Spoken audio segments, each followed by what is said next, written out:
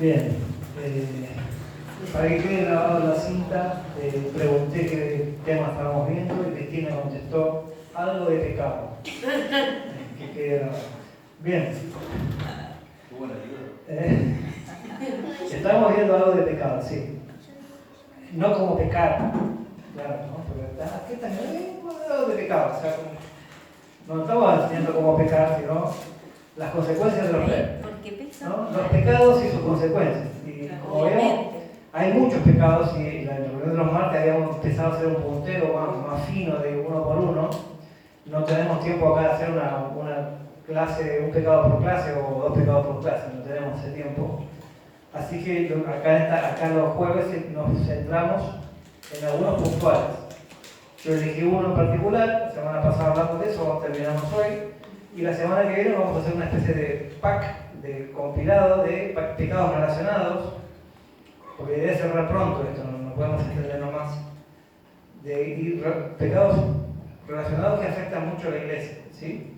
Eso es la semana que viene. Hoy vamos a cerrar este tema, que es el tema que vimos la semana pasada, la última clase, el tema de adulterio, que habíamos visto el matrimonio en la Biblia, que en realidad el matrimonio es Cristo y la iglesia.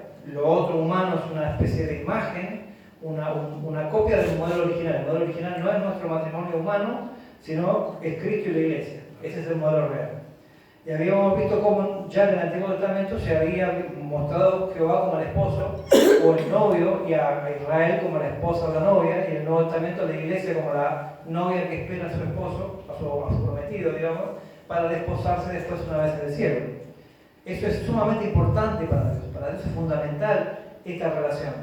Por eso cuando vimos la semana pasada la gravedad de los pecados sexuales, la gravedad del adulterio, vimos cuán grave es que alguien que parte del cuerpo de Cristo, porque somos el cuerpo de Cristo, se una, por ejemplo, daba el ejemplo Pablo, con una ramera. Es como que Cristo se está uniendo, o sea, a este nivel de gravedad. El cuerpo de Cristo se contamina con toda clase de inmundicia sexual, se toma toda clase de pecado que la otra persona tenga, porque uno cuando se une sexualmente a alguien son una sola carne, es la Biblia, entonces se comparten espíritu, pecado, o sea, la gravedad terrible que eso tiene lo vimos la semana pasada, la última clase, perdón. Y ahora tengo dos cosas para cerrar el tema. Y yo pensaba, ¿cómo hago? ¿Qué hago primero? Una son las consecuencias del pecado sexual, con muchas citas bíblicas, con muchos ejemplos bíblicos. Y otras son las puertas del adulterio. ¿Qué cosas no? ¿Se acuerdan que cuando empezamos a hablar del pecado y yo hice toda esa explicación de la relatividad de Einstein, les dije, nadie se cae en pecado. No es que uno va caminando por la calle pipancho y uy, se me dio por adulterar. No funciona así. Uno se va deslizando, ¿no? Se desliza, es atraído poco a poco y hasta que termina en el pecado. Nadie cae de golpe de un día para otro en algo, sino que se va deslizando, ¿sí? Entonces estas son las puertas, las cosas que nos acercan al adulterio. Y decía, ¿qué veo primero? Porque esta última parte de las puertas del adulterio, hay varios puntos que están marcados acá, porque están muy relacionados con, no la relación del marido con la esposa, sino la relación de Cristo y su iglesia. Van a ver que hay muchos paralelismos aquí que uno puede leerlo y aplicarlo a un matrimonio humano, pero lo mismo que estoy leyendo lo puedo aplicar a mi relación con Dios, ¿sí? Entonces, ¿qué hago primero? Entonces dije, si yo hago esta parte donde las puertas de adulterio, donde hay mucha de la relación de Cristo con su iglesia, me van a escuchar atentamente, y después cuando diga las consecuencias del pecado, van a decir, ya sé que es malo, y no me van a prestar atención. Y además la última parte tiene más Biblia que la otra. La primera parte tiene más Biblia que la otra. Entonces, vamos a hacer al revés. Vamos a ver las consecuencias de eso que hablamos la semana pasada, la clase pasada, con todas las citas bíblicas, cuán graves y las consecuencias cuán duraderas son, y después nos vamos a concentrar en las puertas del adulterio para así hacer un paralelismo entre Cristo y su iglesia, entre nosotros, nuestra relación humana con Dios. Así me prestan atención a esta parte, porque si la dejo para el final, lo van a dar por sabido que sí, ya sé que es malo. Vamos a ver cuán grave puede ser el tema del pecado sexual, no solamente el adulterio, porque claro, hay gente que no está casada, pero el pecado sexual de por sí, como leíamos la vez pasada, trae consecuencias gravísimas. Punto número 1, la relación con Dios será dañada, obviamente, o sea, si yo peco, o cualquier pecado, pero especialmente con esta clase de pecado, porque veíamos la vez pasada, mi relación con Dios se va a ver dañada. Yo le voy a pedir a uno que me busque 1 Corintios 6, 16. 1 Corintios 6, 16. Yo voy a buscar el otro pasaje que es más largo, voy a ir saltando. Jeremías 3, 1. Voy a buscar yo. Para no grabar a nadie con tantos versículos. Amén. ¿Qué dice Corintios? A ver. ¿O no sabéis que el que se une con una ramera es un cuerpo con ella? Porque dice, los dos serán una sola carne. Hasta 20. Pero el que se une al Señor, un espíritu es con él. Huid de la fornicación. Cualquier otro pecado que el hombre cometa está fuera del cuerpo, mas el que fornica contra su propio cuerpo peca. ¿O ignoráis que vuestro cuerpo es templo del Espíritu Santo, el cual está en vosotros, el cual tenéis de Dios, y que no sois vosotros? Nosotros no nos pertenecemos, le pertenecemos a Él. Si nosotros nos vamos con otro, estamos dañando nuestra relación con Dios. Estamos haciendo que Él nos anhela celosamente, dice la Biblia en un punto. Entonces nosotros estamos traicionando su confianza. Acá en Jeremías, capítulo 3, dice, por ejemplo, si alguno dejare a su mujer y yéndose esta a él se juntare a otro hombre, ¿volverá ella más? ¿No será tal tierra de todo mancillada? Tú pues has fornicado con muchos amigos, mas vuélvete a mí, dice Jehová. O sea, el Señor sabe que la relación está rota, pero Él está dispuesto a perdonar. Yo tengo varios versículos acá marcados. Acá habla de cómo en cada lugar que pudo Israel engañó a Dios, ¿no? Cómo vio que Israel, el reino de Israel, el reino del norte, engañó a Dios, y Judá, que era el que tenía, digamos, el testimonio, lo hizo peor que su hermana, dice. Y Jehová dice, yo me divorcié de Israel. Y ahora vos hiciste cosas peores, dice Judá. ¿Por qué es esto importante? Porque cuando vino el cautiverio, las tribus del norte, las tribus de Israel fueron llevadas. Pero esas nunca volvieron. A diferencia de Judá, que sí volvió después de 70 años de Babilonia, las tribus de Israel nunca volvieron. Algunos pocos personas sueltas que se quedaron en el sur, esos se salvaron, pero el grueso de esas tribus, después se conoce como las tribus perdidas de Israel, nunca volvieron. Fueron llevados, se mezclaron, algunos quedaron, se mezclaron, pero, por ejemplo, ya hicieron los samaritanos, porque se mezclaron con asirios, con Babilonia, con otros pueblos, mezclaron también sus creencias, pero este pueblo, esas tribus, se perdieron. Por eso Dios dice, yo me divorcié de ellos. Y ahora vos me haces esto, le dice. Sin embargo, vuelve a insistir Dios siempre, convertidos hijos rebeldes, dice Jehová, porque yo soy vuestro esposo. Y os tomaré uno de cada ciudad y dos de cada familia, y os introduciré en Sion.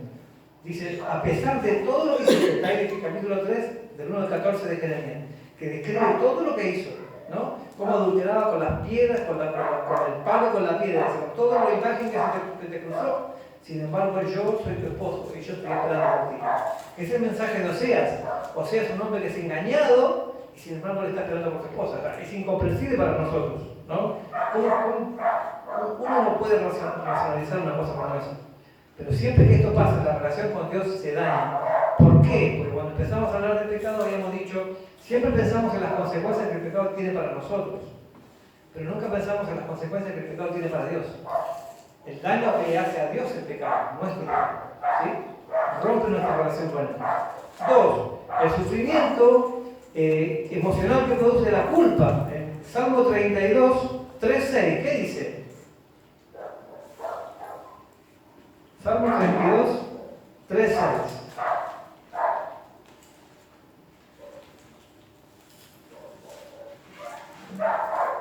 Mientras calle, se envejecieron mis huesos, en mi gemir todo el día, porque de día y de noche se agravó sobre mí tu mano, se volvió de mi vedor en sequedades de verano. Mi pecado te declararé, y no cubrí mi iniquidad. Dije, confesaré mis transgresiones a Jehová, y tú perdonaste la maldad de mi pecado. Ahí está. Mientras yo callé, dice, se me arruinaron los huesos. O sea, me fui secando, me fui arruinando por la culpa del pecado. Fue destruyendo la vida de este caso de David. El cuento cuando el pecado, el grave pecado que todos conocemos, destruyó hasta sus huesos, ¿no?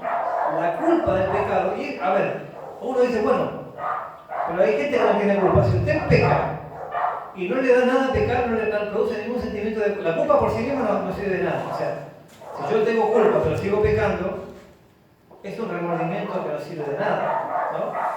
Sí. Yo realmente la culpa me tiene que llevar al arrepentimiento. Señor, yo hice mal, me arrepiento, confieso, ¿no? Declaré mi pecado y me aparté de ese pecado.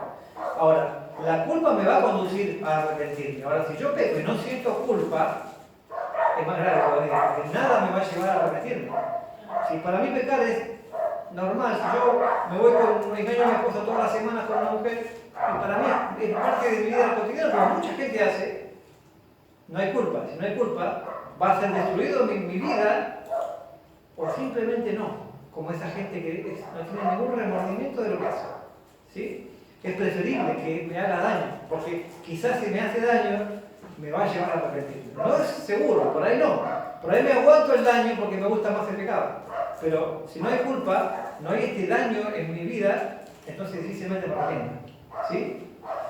Después dice, dejará profundas heridas en mi esposa difíciles de tratar, que requerirán horas de consejería y contención con secuelas de largo alcance. Proverbios 11:29. ¿Qué dice Proverbios 11:29? Dice, la recuperación larga, lenta y dolorosa será. Esto habla de la esposa, ¿no? El daño que produce. Proverbios 11:29. El que turba su casa heredará viento, y el necio será siervo del sabio de corazón.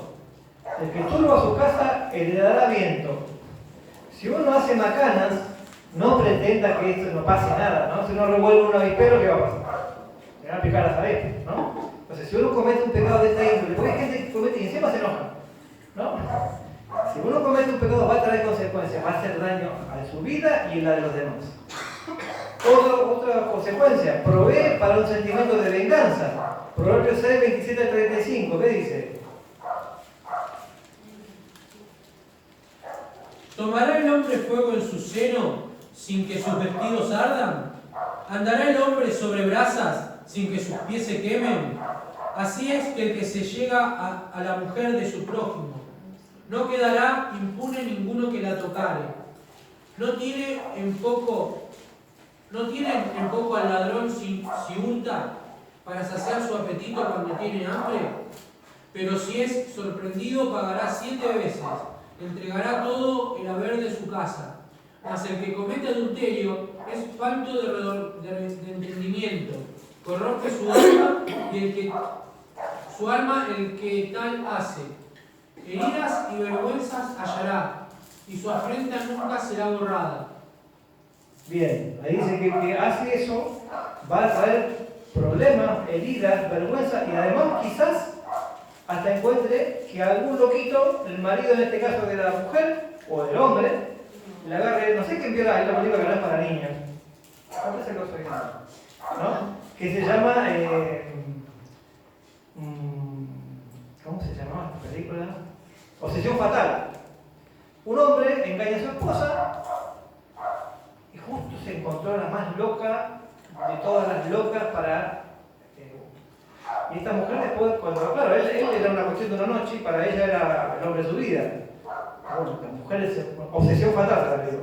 Es una loca que le hace la vida imposible a su familia, hace cosas terribles. Lo más terrible que hace esta mujer es hacer hervir el conejito de la hija del protagonista.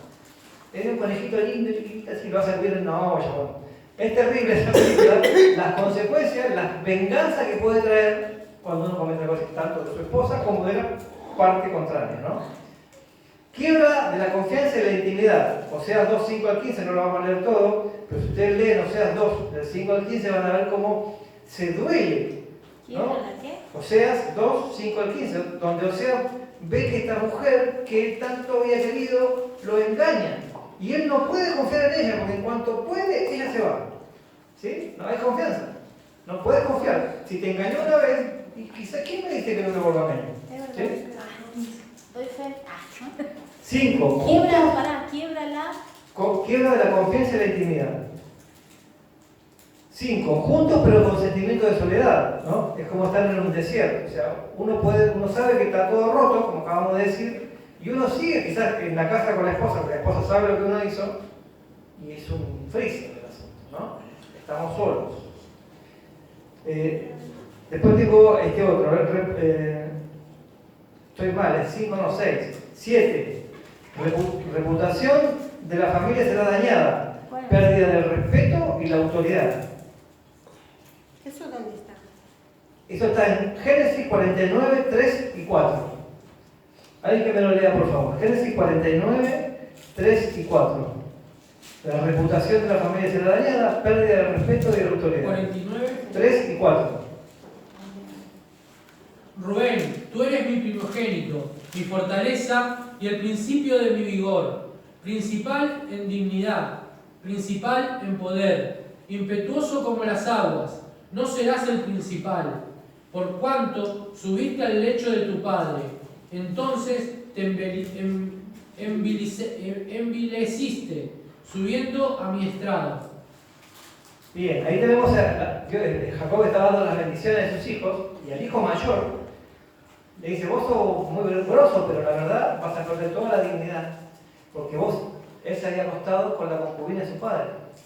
Entonces, por ese caso de adulterio, él perdió su primogenitura y todos los derechos que tenía como primogénito, ¿no? Perdió la dignidad, perdió el respeto y la autoridad como líder de su familia. 8. El fruto de mis manos será afectado, habrá consecuencias en distintas áreas. Job 31, 10 al 12. Job 31, 10 al 12. ¿Fruto qué? Job 31. Amén. Muela para otro mi mujer, y sobre ella otros se encorven, porque es maldad e iniquidad, que han de castigar los jueces, porque es fuego que devoraría hasta el Abadón, y consumiría toda mi hacienda. Ahí dice, si yo cometiera adulterio, dice Job, porque lo acusaban de quizás vos hiciste eso, y le decía, si yo hiciera eso, perdería todo, inclusive mi hacienda, o sea, me dañará inclusive económicamente, ¿no? 9. Mi testimonio será severamente dañado, 1 Corintios 5, 11, dice ahí, bueno, no lo vamos a leer porque vamos a perder mucho tiempo, pero dice, si hay alguno que se dice hermano y es un fornicario y no le molesta, no como decíamos recién, para él está bien, con él ni coma, dice. Con el tal ni aun comáis. 10. Sufriré disciplina de parte de Dios. Dios quita la protección. Jeremías 5, 6 al 10. Si ustedes, bueno, después leanlo, Jeremías 5, 6 al 10 dice, voy a quitar el cerco de mi protección para que los enemigos vengan y te pisoteen. ¿No? Jeremías 5, 6 al 10. Va a venir la disciplina de Dios. La disciplina de Dios muchas veces, Él no hace nada, simplemente quita su protección. Ya saben quién va a hacer todo lo demás, ¿no? Bien. Satanás se burlará y también los demás hablarán mal. Segunda de Samuel, búscalo. Segunda de Samuel 12, 14. Ese sería el 11. El 11, sí. Satanás se burlará y también los demás hablarán mal. Segunda de Samuel 12, 14. ¿De quién hablarán mal? Vamos a ver. ¿pero de qué capítulo? Segunda de Samuel 12, 14. Y no cierren la Biblia cuando piensen en el 12 de Samuel después. ¿Qué dice? ¿Mm?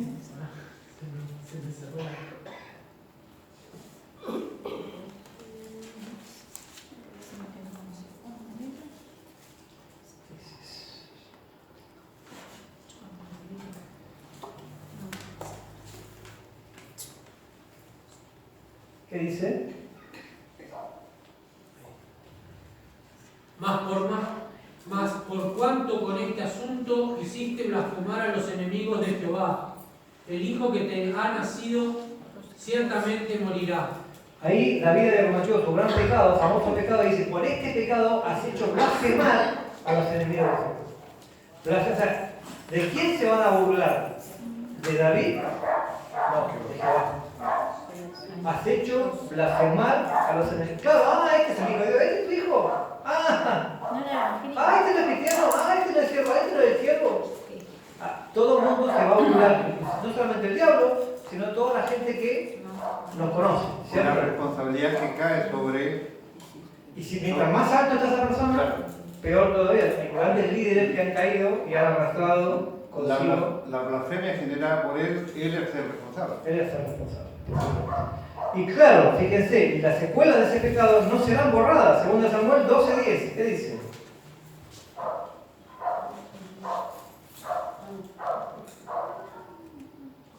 Primera de Samuel. Segunda. Ahí el leíto donde estaba recién.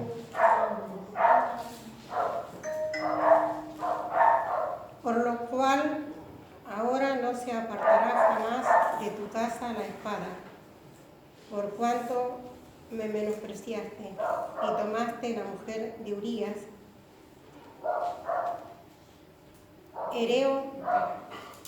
Eteo, para que fuese tu mujer. Fíjese que él, si uno lee el contexto, ha sido perdonado tu pecado, dice Natán a David.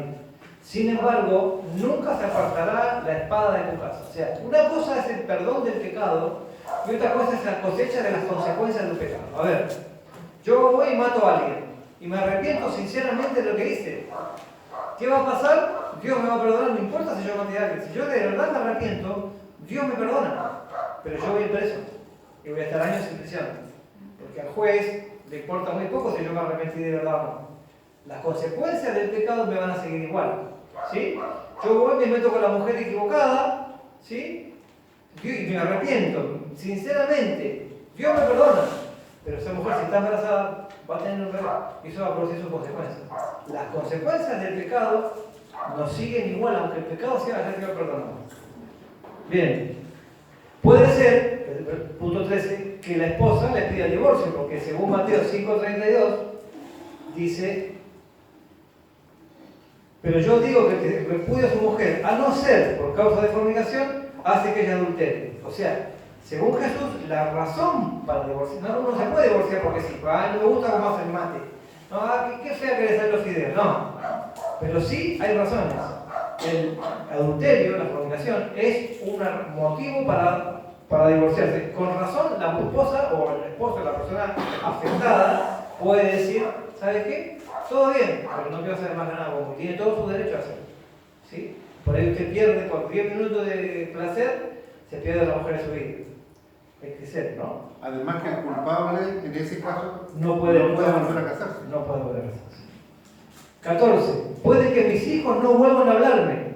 Las consecuencias sobre los hijos son imprevisibles. Si no, pregúntele a David lo que pasa con sus hijos, ¿no? Es imprevisible lo que puede pasar con los hijos. Uno nunca sabe las consecuencias que puede traer en el hijo, no solamente la destrucción de la familia, de la autoestima del hijo, sino que puede pasar que mi hijo no me hable más, o que mi hijo diga: mi papá es un campeón, quiero ser como él, y reproduzca lo que yo hice mal en su vida por siempre. ¿Se entiende?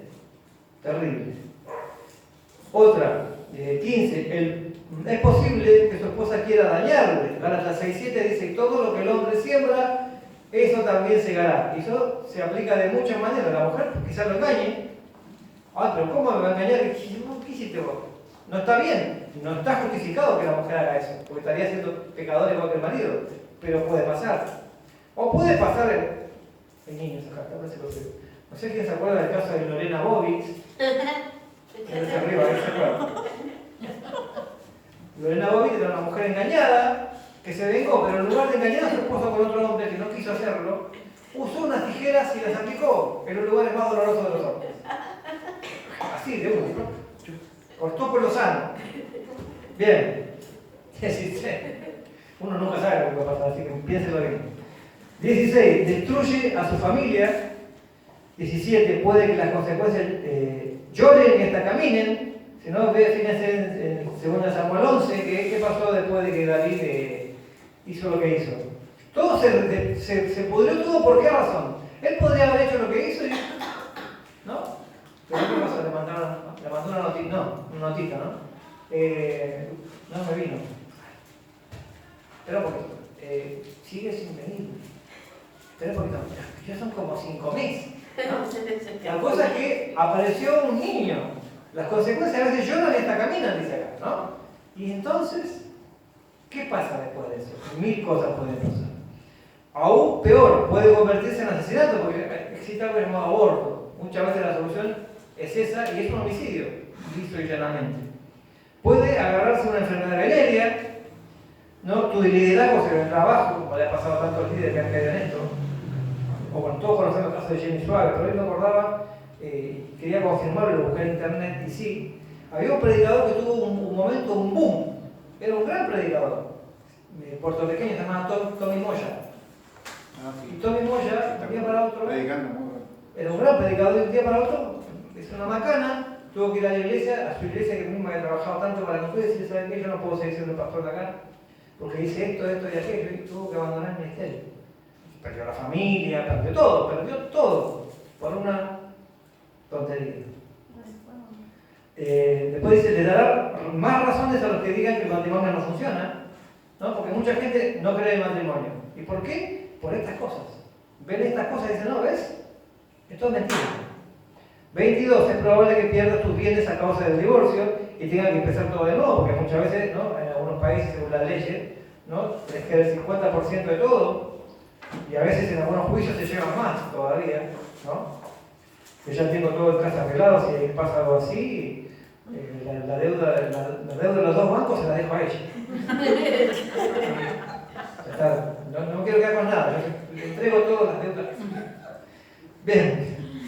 No, las chicas se enojan porque ya les dije ayer que la deuda del Comafi es para Malena y la deuda del Santander es para Noel. Bien. Puede que el trauma del pecado y sus consecuencias trasciendan las generaciones. Esto es lo que yo les decía, que a veces cuando se reproduce, la vez pasada hablamos de esto, ¿se acuerdan del pecado generacional? El pecado generacional sigue cuando uno lo toma. O sea, yo puedo decidir no seguir ese pecado y romper la maldición. O puedo decir, ¿sabes qué? Era un campeón el abuelo, ¿eh? Y sigo lo mismo. Y esto se reproduce, y por eso que hay generaciones de alcohólicos, generaciones de adúlteros, generaciones de ladrones, porque se va reproduciendo, no solamente por una cuestión espiritual, también por una cuestión de aprendizaje. Yo veo un padre que nunca trabajó y toda la vida estuvo robando, ¿qué voy a hacer yo? No 100% seguro, pero es probable que sea ladrón. Si mi padre engañó a su esposa, probablemente la engañe. Si mi padre la ha golpeado, probablemente sea un golpeador, etcétera, etcétera. ¿Sí? Entonces, esto se puede reproducir hasta por generaciones. Eso es lo que la Biblia dice a veces, como dice, la tercera y cuarta generación. ¿Qué falta ahí? ¿Qué falta ahí? Pasaron pocas clases, ya se olvidaron. De los que me aborrecen. ¿No? Siempre nos olvidamos esa parte. Eso es la maldición de Jehová sigue hasta la tercera y cuarta generación de los que me aborrecen. Exactamente. Si no, no con todo el mundo, de los que me aborrecen. Bien, ahora sí, estas son las que fueron las consecuencias. Ahora vamos a las puertas. Cosas que hacemos para que nos vamos deslizando poquito a poquito en estas cosas, ¿sí? Y acá sí vamos a ver varios paralelismos que tienen que ver con nuestra relación con Dios, con la relación de la iglesia con Dios. Primero, lo que nos desliza hasta la adulterio es esto, ¿no? Intimidad cerrada, distanciamiento espiritual, emocional, en el alma y en lo físico. O sea, cuando no hay ningún tipo de comunión entre uno y el otro en la pareja, se empieza a enfriar todo y ya, ¿no? Después vamos a ver que uno va viendo cosas en otro lado, pero no encuentra acá, por acaso. Cuando la intimidad con Dios se rompe, se enfría, ¿no? ¿Te acuerdas lo que vimos la pasada? Ojalá fuera frío caliente, pero si sos tibio, dice el Señor, ¿no? Cuando la cosa se entibia, cuando la cosa se enfría, la relación con Dios se pierde, estamos más propensos a caer en cualquier pecado, no solamente en este. Siempre que nuestra relación con Dios se va enfriando, somos propensos a caer en pecado, ¿no? A deslizarnos hacia el pecado. Está mal decir caer en pecado, vamos a decir correctamente. A deslizarnos hacia el pecado. 2. La felicidad depositada en el cónyuge o en un otro, ¿no? Felicidad dependiendo de tal o cual persona. O sea, mi felicidad está depositada en mi esposo, en mi esposa. O en otra persona. Ay, conocí a fulanito, es maravilloso. Conocí a fulanito ahí. Siempre que eso pase, ya sea fuera de casa o en mi casa, está mal. Y acá los que estaban el martes me van a entender. El capítulo 3 de lo que estamos viendo los martes nos decía que si yo no entiendo que solamente Dios es ser autónomo y nosotros somos todos dependientes de, yo no voy a encontrar la felicidad plena si no es solamente Dios. No está en mi esposo la felicidad, porque mi esposa tienen fallas, tienen pecado, tienen defectos, tienen errores. Si yo deposito todo mi edificio emocional o de esperanza en eso, y él me falla en algo, se me viene todo abajo. La fuente de la felicidad del ser humano es Dios y nadie más que Dios. Es el único que puede satisfacer todas nuestras necesidades.